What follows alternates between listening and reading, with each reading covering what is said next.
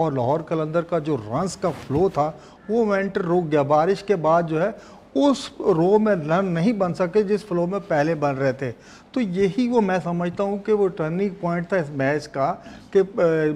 लाहौर कलंदर जो है बहुत बड़ा टारगेट लगाने जा रही थी बोर्ड पे, लेकिन उसके बाद जैसे डकवर्थ लुईस के तहत 168 रन का उनके टारगेट मिला कराची को, तो कराची ने पहले शुरू में तो आपको पता कि जिस तरीके से चेस करने गई थी लग यही रहा था कि ये बहुत ही मुश्किल टारगेट है, लेकिन जो साद बेग ने 25 रन की बारी खेली और उसके बाद इरफान नियाजी ने तो बिल्कुल ही आउटस्टैंडिंग बारी खेल दी। वो जब से आए हैं पहली दफ़ा जो है 33-32 को क्रॉस करके 41-42 की तरफ गए और उन्होंने जिस तरीके से शाहिनशाह अफरीदी हो गया, हारिस रऊफ़ हो गया, उन बड़े नाम और बड़े बॉलर्स को जिस तरीके से उन्होंने जो है सेकंड लास्ट और लास्ट ओवर में जो है बिल्कुल खुलकर जो शाटें उन पे खेली हैं, तो इसका जो क्रेडिट है वो जाएगा बिल्कुल इरफान खान नियाजी